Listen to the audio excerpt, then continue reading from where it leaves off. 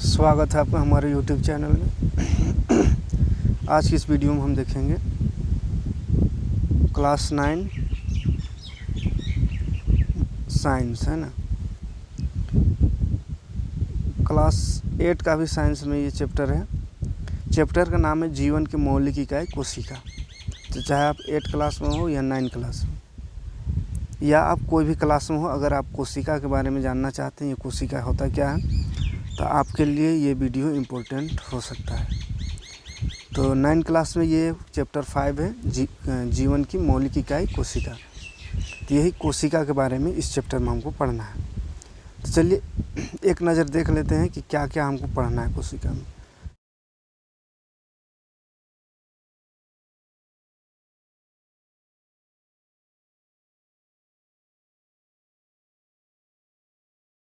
तो चलिए शुरुआत करते हैं। सबसे पहले देख लेते हैं एक बार पादप कोशिका और जंतु कोशिका में क्या अंतर है। पादप कोशिका क्या होता है और जंतु कोशिका।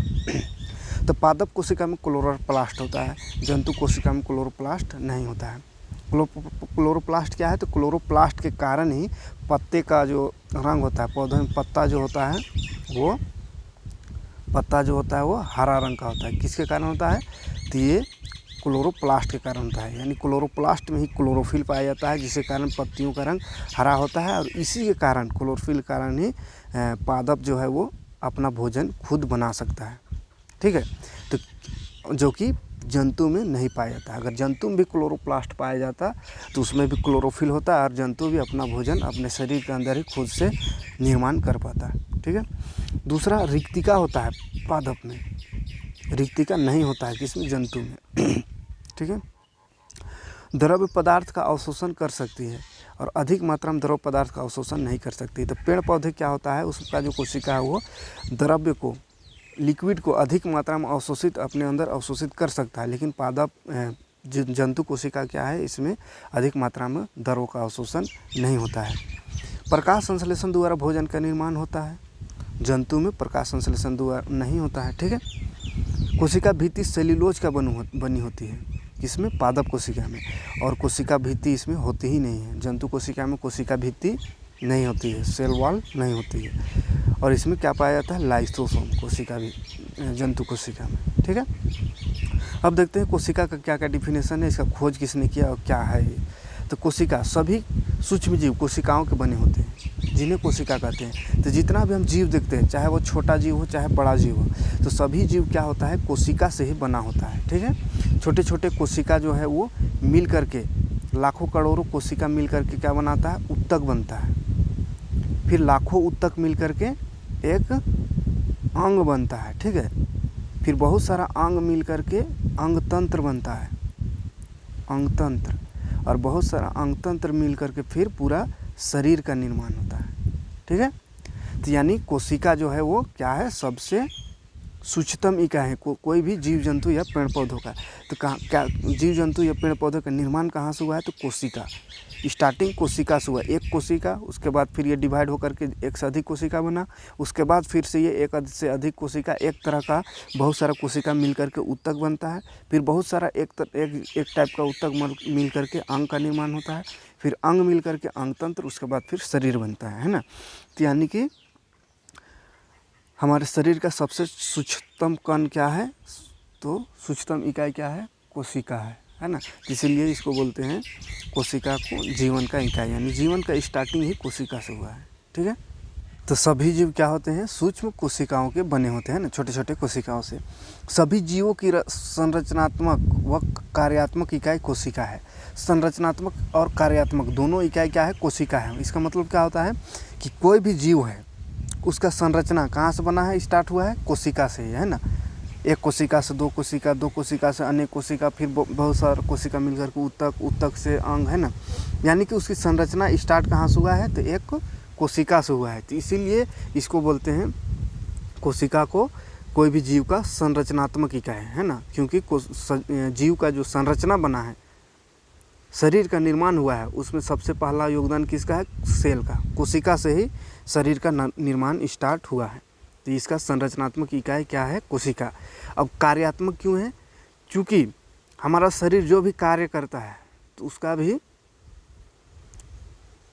वो कार्य भी कौन करता है, तो सेल करता है, यानी कि कोशिका ही कार्य करता है। यानी कोई भी कार्य को संपन्न जो होता है वो कोशिका के द्वारा, कोशिका के कारण ही कोई भी कार्य होता है। जैसे सांस लेते हैं, तो सांस लेते हैं तो वो भी संपन्न होता है माइटोकॉन्ड्रिया में, जो कि कोशिका का भाग, कोशिका के अंदर ही श्वसन क्रिया संपन्न होता है। भोजन करते हैं तो पाचन क्रिया कहाँ होता है, तो कोशिका में ही होता है ना। तो कोशिका में ही कोई भी कार्य हमारा शरीर का जो होता है वो कोशिका में ही होता है, और शरीर का संरचना भी कोशिका से ही बनता है। इसीलिए बोलते हैं इसको संरचनात्मक और क्रियात्मक इकाई होता है।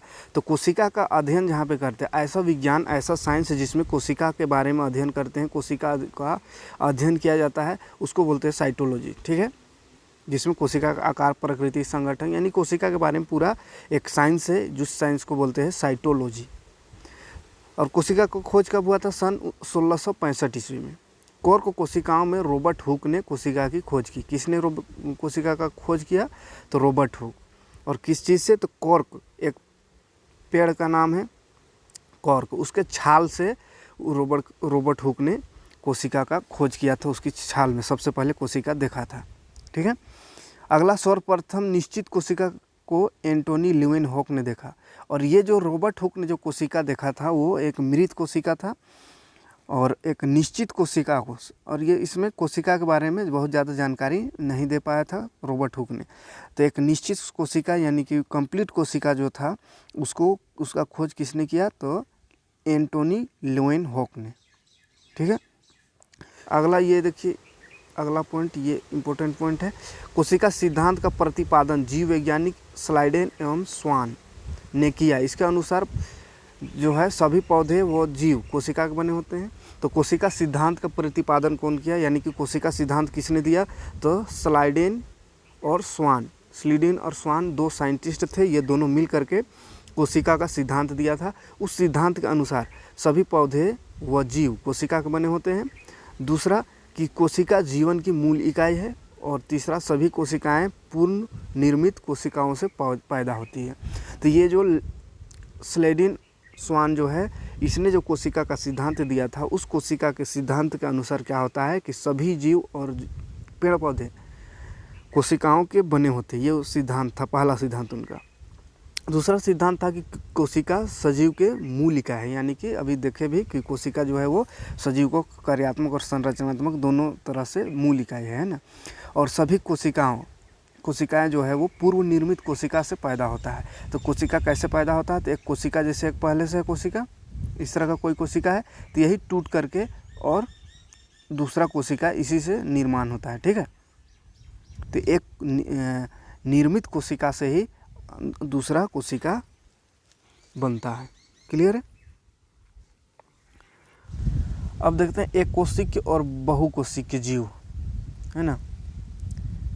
जैसे एक कोशिकीय जीव यूनिसेलुलर जिसको बोलते हैं, और मल्टी सेलुलर यानी कि बहुकोशिकीय जीव। तो एक कोशिकीय जीव क्या होता है, जिसमें एक ही कोशिका पाया जाता है, यानी एक ही कोशिका होता है। एक ही कोशिका से सारा कार्य, शरीर का जितना भी कार्य होता है, श्वसन से लेकर के पाचन से लेकर के कोई भी कार्य, गति करना, सभी एक ही कोशिका द्वारा होता है। यानी उसमें, उस जीव में सिर्फ एक ही कोशिका पाया जाता है, तो उसको बोलते हैं यूनिसेलुलर यानी कि एक कोशिकीय जीव। और मल्टी सेलुलर यानी कि जिसमें एक से अधिक कोशिका पाया जाता है, और हर एक कोशिका का अलग अलग कार्य होता है ना, अलग अलग कार्यों के लिए अलग अलग कोशिकाओं का विभाजन होता है। तो एक से अधिक कोशिका पाया जाता है उसको मल्टी सेलुलर या बहुकोशिकीय जीव, और एक कोशिका पाया जाता है ऐसे जीव को यूनिसेलुलर या एक कोशिकीय जीव कहते हैं। ठीक है, अब चलिए ये दोनों में क्या क्या अंतर है उसको देखते हैं एक एक करके। पहला, कोशिका संख्या। कोशिका संख्या एक कोशिका में कितना होता है, एक होता है, एक ही कोशिका होता है, और ये अधिक मात्रा में कोशिका पाया जाता है बहुकोशिकीय में। कार्य क्या है, फंक्शन क्या है, तो एक कोशिकीय जीव जो होता है उसका सभी कार्य एक ही कोशिका द्वारा संपन्न होता है, क्योंकि उसमें तो एक ही कोशिका होता है, तो जितना भी कार्य होगा वो एक ही कोशिका करता है। ठीक है, और बहुकोशिकीय जीव क्या होता है, वो विभिन्न कोशिकाएं विभिन्न प्रकार के कार्य करते हैं, यानी अलग अलग कोशिकाएं अलग अलग तरह के कार्य करता है। कोई कोशिका श्वसन के कार्य करता है, कोई पाचन का, कोई चलने फिरने का, कोई ग्रोथ का, है ना। तो अलग अलग कोशिकाओं का कार्य विभाजन किया हुआ था, अलग अलग कार्य होता है अलग अलग कोशिकाओं का। कार्य का विभाजन एक कोशिका में नहीं होता है, क्योंकि इसमें एक ही कोशिका है, तो जितना भी कार्य है, जितना भी काम है, उसको अकेले करना पड़ेगा। अगर काम को बांटेगा तो किसको देगा काम करने के लिए? अकेले है, यानी कि इसको अकेले ही पूरा काम करना पड़ता है, इसलिए इसमें कार्य विभाजन नहीं होता है। लेकिन बहुकोशिकीय जीव में क्या होता है, विशेष कोशिकाएं विभिन्न प्रकार कार्य करते हैं, यानी कुछ विशेष कोशिका ही विशेष कार्य को करते हैं, यानी कि अलग अलग ग्रुप बना हुआ होता है, ये ग्रुप का कोशिका ये काम करेगा, फिर अगला ग्रुप का कोशिका ऐसा काम करेगा, है ना। तो सबका एक अलग अलग ग्रुप होता है, जैसे श्वसन के लिए अलग कोशिका का ग्रुप है, पाचन के लिए अलग कोशिका का ग्रुप है, वो सिर्फ पाचन क्रिया में भाग लेगा, ग्रोथ के लिए अलग कोशिका है ना। तो सभी कोशिकाओं का इसमें विभाजन होता है, कार्य विभाजन होता है, अलग अलग ग्रुप बना हुआ होता है जो कि अलग अलग कार्य करता है, ठीक है। जैसे जनरल लाइफ में भी अगर कोई घर में कोई अकेले है तो वो तो काम को विभाजित नहीं किया कर सकता, बांट नहीं सकता है किसी से, क्योंकि अकेले है, यानी सारा काम खाना पकाना से लेकर के झाड़ू लगाना सब अकेले करना होगा, तो वो कार्य विभाजन इसमें नहीं होगा। लेकिन कहीं पे अगर एक से अधिक सदस्य है तो कोई खाना बना रहा है, कोई झाड़ू लगा रहा है, कोई साफ़ कर रहा है ना, तो अलग अलग कार्य को अलग अलग पर्सन कर सकते हैं। तो इसी तरह कोशिका में भी होता है, ठीक है। अब आगे बढ़ते हैं, अगला पॉइंट देखते हैं, जनन। तो जनन क्या होता है, क्योंकि इसमें तो एक ही कोशिका है, तो जनन एकल कोशिका द्वारा, एक ही कोशिका, यही कोशिका द्वारा जनन भी होगा इसमें, है ना। सारा कार्य करते हुए जनन का कार्य भी, रिप्रोडक्शन का भी कार्य एक ही वही कोशिका करेगा, है ना। अब इसमें क्या होता है, विशेष कोशिका जनन कोशिका में भाग लेता है। तो जनन में क्या करता है, विशेष तरह का कोशिका होता है, अलग कोशिका होता है जो जनन के लिए भाग लेता है। इसका आयु देखते हैं। अब आयु मतलब लाइफ कितनी, एक कोशिका का छोटा है, जीवन इसका छोटा है, और बहुकोशिका का लंबा है, ठीक है। क्लियर है यहाँ तक। आगे बढ़ते हैं, तो आगे कोशिका के आधार पर अंतर देखते हैं। देखिए अंतर देखते हैं, प्रोकैरियोटिक कोशिका और यूकैरियोटिक, दो तरह का कोशिका होता है, एक प्रोकैरियोटिक और एक यूकैरियोटिक। प्रोकैरियोटिक और यूकैरियोटिक में क्या अंतर है, तो सबसे पहले समझ लेते हैं। प्रोकैरियोटिक कोशिका मतलब इसमें ये विकसित कोशिका है, और प्रोकैरियोटिक कोशिका मतलब ये अभी विकसित नहीं हुआ है, मतलब पूरी तरह से कोशिका नहीं बना है, उसको बोलते हैं प्रोकैरियोटिक, है ना। इसमें सारा अंग विकसित नहीं होता है, और यूकैरियोटिक में जितना भी अंग होता है कोशिका के अंदर वो सभी अंग विकसित हो जाते हैं, ठीक है। तो प्रोकैरियोटिक क्या होता है, आकार में छोटा होता है, क्योंकि अभी पूरी विकसित नहीं हुआ पूरी तरह से, तो आकार छोटा ही रहेगा, और यूकैरियोटिक बड़ा होगा प्रोकैरियोटिक के आधार पर। कोशिका का केंद्रक भाग न्यूक्लियर झिल्ली से नहीं ढका होता है, तो इसका केंद्रक भाग जो है वो, इसमें केंद्रक जो होता है वो इसमें ऊपर में झिल्ली से ढका हुआ नहीं होता है, और इसका जो केंद्रक भाग होता है वो न्यूक्लियर झिल्ली, केंद्रक जो है वो झिल्ली से ढका हुआ होता है। केंद्रक अनुपस्थित होता है, तो केंद्रक इसमें अनुपस्थित होता है, ठीक है। और ये केंद्रक के भाग बोला है, केंद्रक नहीं, केंद्रक के भाग जो होता है वो न्यूक्लियर झिल्ली से ढका हुआ होता है, इसमें केंद्रक अनुपस्थित होता है, बीच में जो केंद्रक होता है ये नहीं होता है, और इसमें केंद्रक उपस्थित होता है, ठीक है। झिल्ली द्वारा घिरे अंगक अनुपस्थित, और इसमें जो अंग होता है झिल्ली में घिरा हुआ, माइटोकॉन्ड्रिया, लाइसोसोम, ये सब अनुपस्थित होता है, इसमें नहीं होता है, और इसमें सारा अंग होता है, ठीक है। कोशिका विभाजन विखंडन या कोशिका विभाजन द्वारा होता है, विखंडन या विभाजन बडिंग द्वारा होता है, और इसमें कोशिका विभाजन क्या कैसे होता है, माइटोसिस या मियोसिस। माइटोसिस और मियोसिस भी आगे पढ़ेंगे, ये जनन में माइटोसिस और मियोसिस होता है। तो कोशिका का विभाजन माइटोसिस और मियोसिस दो विधि से होता है यूकैरियोटिक में। आगे हम इसके बारे में डिटेल से पढ़ेंगे, माइटोसिस और मियोसिस क्या होता है, ठीक है। तो प्रोकैरियोटिक में फिलहाल याद रखेंगे, आकार में छोटा होता है प्रोकैरियोटिक, यूकैरियोटिक बड़ा होता है। इसमें केंद्रक भाग न्यूक्लियर झिल्ली से ढका हुआ नहीं होता है, इसमें न्यूक्लियर झिल्ली से ढका हुआ होता है। केंद्रक अनुपस्थित होता है प्रोकैरियोटिक में, और केंद्रक उपस्थित होता है यूकैरियोटिक में, ठीक है। और कोशिका का अंगक जो होता है वो अनुपस्थित होता है, यानी इसमें अंग नहीं पाया जाता है, और इसमें अंगक झिल्ली द्वारा घिरे होते हैं, अंग होता है। इसमें कोशिका विभाजन विखंडन या विभाजन द्वारा होता है, और इसमें माइटोसिस या मियोसिस द्वारा होता है। आगे बढ़ेंगे, कोशिका का आकार देखते हैं, सेल शेप, है ना। कोशिका का आकार कैसा होता है, तो कोशिकाओं का विभिन्न आकार व आकृति होती है। सामान्यतः कोशिका अंडाकार होती है, वे लंबकार, खंडाकार, या कोशिका का होता है संभवतः ज़्यादातर गोल होता है, जिसमें लंबाकार या खंडाकार भी हो सकता है ना। तो ये आकार है, ये देखिए अलग अलग प्रकार का, अलग अलग तरह का कोशिका का आकार दिया हुआ है, इसको आप देख लीजिएगा थोड़ा सा, है ना। कोशिका आकार देखते हैं, तो कोशिका का आकार जो होता है विभिन्न जीवों का अलग अलग कोशिका का आकार होता है। ठीक है, कुछ कोशिका को सूक्ष्मदर्शी द्वारा देखा जा सकता है, तो कुछ को नंगी आंखों से भी देखा जा सकता है। एक बहुकोशिक जीव का आकार सामान्यतः 20 से 30 नैनोमीटर होता है। सबसे बड़ी कोशिका शुतुरमुर्ग का अंडा 15 सेंटीमीटर लंबा होता है और 8 सेंटीमीटर चौड़ा। तो सबसे बड़ी कोशिका कौन सी होती है? शुतुरमुर्ग का अंडा, जो कि 15 सेंटीमीटर लंबा और 8 सेंटीमीटर चौड़ा होता है। सबसे छोटी कोशिका होता है माइकोप्लाज्मा, जो 0.1 AMU होता है। और मनुष्य का अंड का लगभग 0.1 mm लंबाई होती है। ठीक है, मिलीमीटर।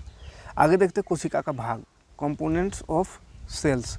कोशिका का कितने भाग होते हैं? तो कोशिका में सामान्यतः कोशिका के विभिन्न भाग कोशिका अंग कहलाते हैं। तो कोशिका के अंदर, यानी ये कोशिका है, इसके अंदर में जो भी भाग पाया जाता है उसी को कोशिका का अंगक यानी कोशिका का अंग कहते हैं। ठीक है, जो विशेष कार्य संपन्न करता है। ये जो कोशिका का अंग है वो अलग अलग तरह का विशेष कार्य सभी संपन्न करते हैं, पूरा करते हैं, है ना। सामान्यतः कोशिकाओं का 3 मुख्य भाग होता है। मुख्य भाग क्या होता है? 3 होता है। क्या क्या? प्लाज्मा झिल्ली, जिसको सेल मेम्ब्रेन बोलते हैं, केंद्रक न्यूक्लियस जिसको बोलते हैं, और एक कोशिका द्रव्य। ठीक है, तो ये 3 मुख्य भाग होता है। ठीक है, तीनों मुख्य भाग को देखते हैं कैसे होता है। सबसे पहले देखते हैं कोशिका झिल्ली, सेल मेम्ब्रेन। सेल मेम्ब्रेन बोलते हैं जैसे इस तरह का कोई कोशिका है, तो कोशिका झिल्ली का प्लाज्मा झिल्ली को प्लाज्मा झिल्ली या प्लाज्मा लेमा भी कहते हैं। तो कोशिका झिल्ली को ही प्लाज्मा झिल्ली भी कहते हैं। ठीक है, यह प्रत्येक कोशिका के एक दूसरे कोशिका से अलग करता है। तो ये जो कोशिका का आखिरी वाला भाग है, ये वाला लाइन लास्ट वाला जो दिख रहा है जैसे इस तरह का, ये जो लास्ट वाला भाग है, बॉर्डर जो इसका है, उसी को बोलते हैं प्लाज्मा झिल्ली। तो प्लाज्मा झिल्ली का मुख्य कार्य क्या है? तो ये दूसरे कोशिकाओं को अलग करना। जैसे एक कोशिका यहाँ, एक कोशिका यहाँ, तो ये बाउंड्री दिया हुआ, ये वाल जो है, इससे क्या हो रहा है? ये कोशिका अलग, ये कोशिका अलग हो रहा है ना। यहाँ से एक कोशिका है तो ये अलग कोशिका एक है, तो इसका जो वाल है, बॉर्डर जो है, उसी से क्या हो रहा है कि ये अलग कोशिका कहला रहा है। तो ये एक दूसरे कोशिकाओं को एक कोशिका से अलग करने के लिए का मुख्य भूमिका निभाता है ना। तो प्रत्येक कोशिका को क्या करता है? दूसरी कोशिका से अलग करता है। मान के चलिए ये बॉर्डर अगर नहीं होता तो क्या होता? ये कोशिका इसमें मिल जाता। यहाँ पे अगर ये बॉर्डर नहीं होता, कोशिका झिल्ली नहीं थी, ये दोनों मिल जाता, तो नहीं पता चलता कि ये एक कोशिका है कि 2 कोशिका, कितना कोशिका, यानी सारा एक ही में मिल जाता। तो ये जो बॉर्डर होता है, यानी कि आखिरी वाला छोर, उसी को किनारा जो होता है उसी को बोलते हैं कोशिका झिल्ली, और उसका मुख्य कार्य है दूसरे कोशिका को उससे अलग करना। ठीक है, और ये क्या होता है? जंतु कोशिका और पादप कोशिका, यानी जंतु और पेड़ पौधे दोनों में पाया जाता है। यह जंतु कोशिका में सबसे बाहरी झिल्ली में पाया जाता है और पादप कोशिका में कोशिका भित्ति के नीचे पाया जाता है। यानी अगर जंतु कोशिका में बात करें तो जंतु कोशिका का जो सबसे बाहरी झिल्ली है यही है कोशिका झिल्ली। ठीक है, ये। लेकिन अगर पादप कोशिका की बात करें तो पादप कोशिका में सबसे बाहर का जो झिल्ली होता है उसको बोलते हैं कोशिका भित्ति। ये क्या है? कोशिका भित्ति है। और कोशिका के भित्ति के अंदर एक और लेयर होता है, इस लेयर को बोलते हैं कोशिका झिल्ली। ठीक है, तो मनुष्य में या जीव जंतु में सबसे बाहरी झिल्ली जो है वही कोशिका झिल्ली है, और पौधों में सबसे बाहर जो होता है वो कोशिका भित्ति, और उसके अंदर एक झिल्ली होता है उसको बोलते हैं कोशिका झिल्ली। और यह किस चीज़ से बना होता है? तो यह प्रोटीन व लिपिड से बना होता है। कोशिका झिल्ली को वर्णात्मक परागमय झिल्ली भी कहते हैं। क्यों कहते हैं? तो वर्णात्मक परागमय झिल्ली इसलिए कहते हैं क्योंकि ये कोशिका के अंदर या बाहर केवल कुछ पदार्थ को अंदर या बाहर जाने देता है। तो कोशिका के अंदर या बाहर कुछ पदार्थों को ये आने और जाने देता है। तो जो अपने लायक का पदार्थ है उसी को सिर्फ आने जाने देता है, और जो अंदर हानिकारक पदार्थ है उसको बाहर निकाल देता है, और जो यूजफुल पदार्थ है उसको अंदर ले जाता है। यानी कि ये वर्णात्मक परागमय झिल्ली है जो कि लाभदायक पदार्थ को, सही पदार्थ को कोशिका के अंदर जिसको ज़रूरत है उसको अंदर लेता है, और कोशिका के अंदर जो हानिकारक पदार्थ है या नष्ट जो पदार्थ हो चुका है उसको बाहर फेंक देता है, निकाल देता है। ठीक है, यह लचीली होती है, जो मोड़ी तोड़ी और दोबारा जोड़ी जा सकती है। तो यह लचीली भी होती है ना। कौन? कोशिका झिल्ली। इसका कार्य अब देखते हैं। कोशिका झिल्ली या कोशिका झिल्ली को ही क्या बोलते हैं? प्लाज्मा झिल्ली।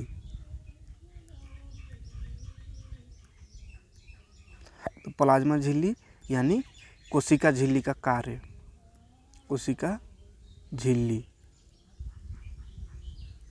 तो कोशिका झिल्ली का क्या कार्य है, तो यह कोशिका के अंदर व बाहर अणुओं को आने जाने देता है। तो ये क्या करता है, कोशिका के अंदर कुछ अणु को अंदर या बाहर आने जाने का रास्ता देता है, आने जाने देता है।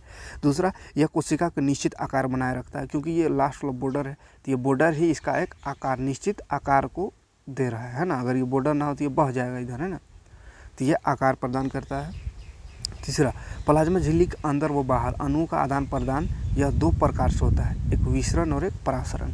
तो प्लाज्मा जो होता है, ये प्लाज्मा झिल्ली का होता है, अंदर भी आने देता है जो अणु को और बाहर भी निकालता है। तो अंदर बाहर जो अणु जो हो रहा है वो दो प्रकार से होता है, एक विसरण द्वारा और एक परासरण द्वारा। तो चलिए देखते हैं विसरण और परासरण। तो विसरण किसको कहेंगे, तो विसरण उच्च सांद्रता से निम्न सांद्रता की ओर गमन करता है, यानी हाई टेम्परेचर से लो टेम्परेचर की ओर गमन करेगा। इसमें अगर उच्च सांद्रता है, हाई है, इसमें लो है, तो विसरण किसको बोलेंगे, तो उच्च से हाई से लो की तरफ जब जाएगा तो उसको बोलेंगे परासरण। क्या है, तो वर्णात्मक झिल्ली द्वारा जल अणुओं को उच्च सांद्रता से निम्न सांद्रता की ओर गमन करता है। तो इसमें भी क्या होता है, उच्च सांद्रता से निम्न सांद्रता की ओर गमन करता है। ठीक है, जल विलयन, हाई से लो की ओर जल विलयन गमन करता है।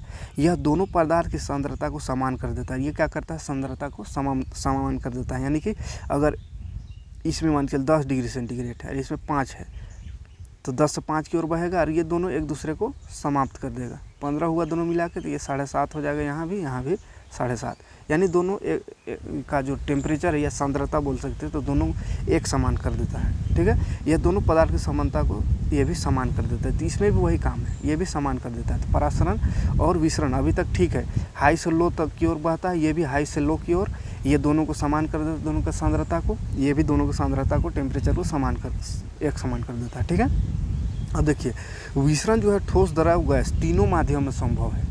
ठोस, द्रव, गैस तीनों माध्यम विसरण संभव है, लेकिन परासरण जो है केवल द्रव्य माध्यम में ही संभव होता है। ये लिक्विड माध्यम में सिर्फ संभव है। अपनी सांद्रता में अंतर के आधार पर विभिन्न पदार्थ गति करने के लिए स्वतंत्र है, और इसमें केवल विलायक गति करने के लिए स्वतंत्र है, विलयन नहीं। जिसमें विलायक सिर्फ जो घुलेगा वो सिर्फ गति कर सकता है, इसमें सारा चीज़ गति कर सकता है, विलयन और विलायक दोनों भी। ये सिंपल साधारण विसरण और परासरण में अंतर कुछ है ना कुछ समानता है। समानता क्या है, तो हाई से लो की ओर जाता है विसरण भी और परासरण भी, और ये दोनों का टेम्परेचर को, सांद्रता को एक समान कर देता है। ये दोनों का समानता है। अंतर क्या है, तो अंतर यह है कि ठोस, द्रव, गैस तीनों में संभव है क्या, विसरण, लेकिन परासरण सिर्फ द्रव में संभव है। तो आगे देखते हैं, आगे है बाह्य परासरण। बाह्य परासरण क्या है, जैसे एक कोशिका है और ये बाहर का शरीर है, तो कोशिका के अंदर से कोई विलयन अगर बाहर आ रहा है, कोशिका के अंदर से बाहर आ रहा है, तो इसको क्या बोलेंगे, बाह्य परासरण। ठीक है, और अंतः परासरण क्या है, तो कोशिका है, तो बाहर से कोशिका के अंदर कोई पदार्थ जा रहा है, कोई अणु जा रहा है, तो उसको बोलेंगे अंतः परासरण, अंतः में अंदर परासरण। ठीक है, कोई दिक्कत नहीं होनी चाहिए।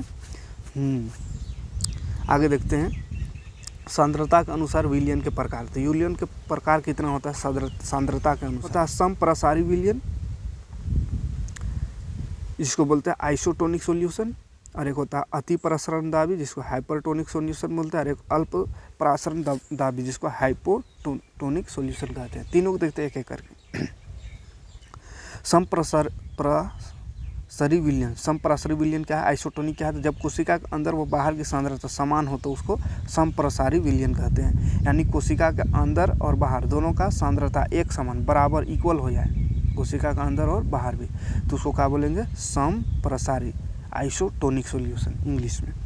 अति प्रसारण क्या है, तो यदि कोशिका के अंदर की सांद्रता बाहर की द्रव्य की सांद्रता से अधिक हो जाए, यानी कोशिका का अंदर अधिक होगा और बाहर कम, तो इसको क्या बोलेंगे, अति प्रसारण दाबी। और इसी का जस्ट उल्टा, अगर बाहर अधिक हो और कोशिका के अंदर जो है वो कम सांद्रता है, तो उसको बोलते हैं अल्प प्रसारण दाबी। ठीक है, क्लियर है।